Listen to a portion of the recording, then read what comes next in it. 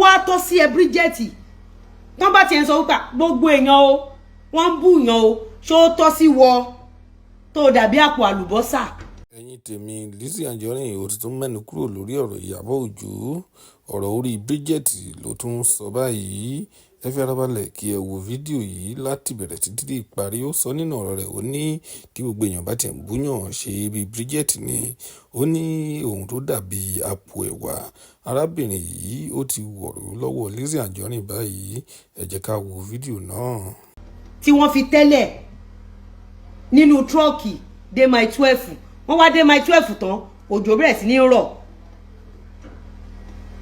ó mọ̀ pé kò sí ẹni tí ìyà jẹ tó àpò àlùbọ́sà tó wà nísàlẹ̀ tírọ́ọ̀kì tán gbé dé my 12 tójò wá bẹ̀rẹ̀ sí ní rọ̀.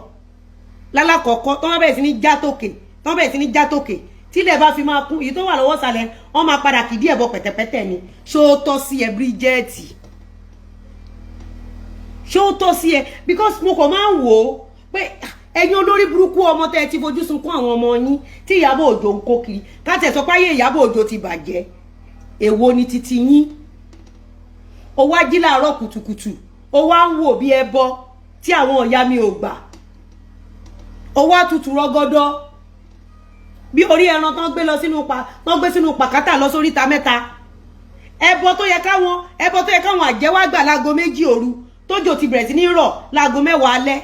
ṣó sọ fún yín pé àwọn àjẹ́ tí ń jẹ àwọn àjẹ́ ń jorí ẹran tútù ni. Bridget ṣó tọ́ sí ẹ láàrin èmi àti ẹ? This is coming from place of heart. mi ò bẹ́ ẹjà. ṣó tọ́ sí ẹ ní ìwọ tí Gistlover ti búlì ọkọ ẹ tó jẹ́ pé ṣó méje ló ṣe lọ́jọ́ yẹn ọkàn yìí ò balẹ̀. káti ẹ̀ sọ wípé wọ́n ti ṣépè fún ìyá ẹ níbi tí ìyá ẹ ti ń dòdòkúdò kiri Bridget. ṣó dá kí wọ́n má ní lárí? Bridget ìjọ tó ti dáyé kí ló ti fògùn ara ẹ ṣe? kí ló ti fọjú orí ẹ dà? àwọn ẹgbẹ́ wáyé wọ́n bímọ.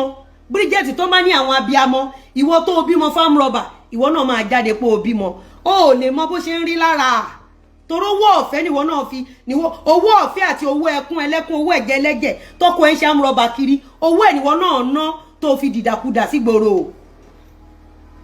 Bridget tó o bá jókòó sórí chair fún 1 hour tó o bá máa fi dìde wọn ò bí ìyá láyé ẹ̀dá kó o dìde lórí live chat. ó mọye kílò àti gálọ́ọ̀nù omi tó ń jáde lóbù ẹ pàáwà.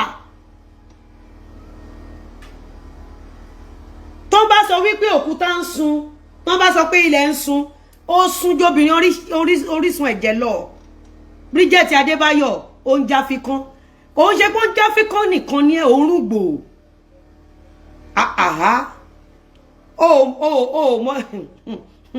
ó mọ ya antibiotics tí wọ́n nìkan ń lò. àwa wí tán kó má bàa tú àṣírí ẹ wà ní wọ́n lo kinní kan tí o lo tí antibiotics ni òórùn yẹn pọ̀. garawa omi ló ń jáde lóbù ẹ 50 litres per hour ni ibo ló fẹ́ gbé gbà. aṣọ òórùn ó dúró sáyé ó di ṣáláńgá kalẹ̀. ṣó tọ́ sí ẹ? ṣó tọ́ sí ẹ? tí Ìyábọ̀ Òjó tó ti fojú sunkún àwọn ọmọ ẹ̀ tó bá tiẹ̀ fẹ́ change narrative ṣó tọ́ sí wọ́n tí Gistlover tó tú àṣírí ẹ̀ farm robber lọ́kọ ẹ̀ ṣó tọ́ sí ẹ? Bridget jẹ́ ẹ máa gbọ́rọ̀ ẹ̀ lọ́wọ́ ló pè wá o wọn pé ìwọ ló kọ́ ní kán fi sísọ́ọ̀sì gúnyàn kan ìwọ gbogbo nǹkan tó sọ online tó bá tásìkò ẹni tó ń bá wí àtẹni tó yẹ kán bẹ́ ẹ pa àtàkọ́ bí ẹ tó yẹ kán fi ṣètùtù wàá sọ ó ti yé so mò ń gbọ́ ẹ. I just need to put them to note them down so that maybe tí o bá wà ní ìbẹ́jú tàbí ìkọ́ta rẹ̀ ti balẹ̀ ní lè bọ́ níjó yìí èké. ọ̀rọ̀ wo ló wà lẹ́nu ìyàwó àmúrọ̀bà ẹ̀ Bridget wọ́n dákàlẹ̀ àgílí tí ń ṣọwọ́ ṣáwùjọ ilé ìkànnà àwọn abatẹnijẹ́ fi gba donation bíi tí ń lòrò páwà wà ní. èmi á wá jókòó máa wá gbọ́ fídíò ìwọ lórí burúkú ìwọ tó o ti kú sójú ayé ìwọ tó ń rùn. the last time tó lọ fún medical check up ó rùn jó okú mọ́ṣúárì lọ. wọ́n bá gbókù Mohbad dúró sì dúró déédéé tí kádàrá Mohbad ń jà tí ó sùn kádàrá tiẹ̀ ti sùn Bridget Adébáyọ̀ ń já fikàn ó rùn gbò sorry má bínú pé mo pè ló because ó ń já fikàn yìí ó ṣe ń já sánsán ni ṣùgbọ́n ó rùn gbò ìyẹn ti di mortuary fún ẹ Bridget ṣó tọ́ sí ẹ no ẹ̀yin tẹ́ ń wò wá let's be sincere tí Ìyábọ̀ Òjó bá máa change narrative ṣerú eléyìí tí ò ní kádàrá eléyìí táyé ẹ ti bàjẹ́ ṣé eléyìí ṣó yẹ kó dá sí ṣó yẹ kó dá sí no let's be sincere ìyàwó àmúrọ̀bà ṣó yẹ kó dá sí tí Gistlover ṣó kan péré ni Gistlover ṣe fún ẹ ẹ̀ẹ̀méje ló jáde ká má tí ìwà sọ Lizzy tẹ́yìn bíi 1 billion tẹ́ tó lé lórí ó ní jèrè iye ò ní jèrè ó máa pasán láyé ní Bridget Adébáyọ̀ mi tí ṣe ṣó fún ẹ explanation tó ṣe fún mi mo sì gbé wá n tó ṣe mi tí bẹ̀rẹ̀ ṣó ẹ tí n bá bẹ̀rẹ̀ ṣó ẹ níbí báyìí wàá máa sunkún fún àwọn òkú ẹ tó ti kú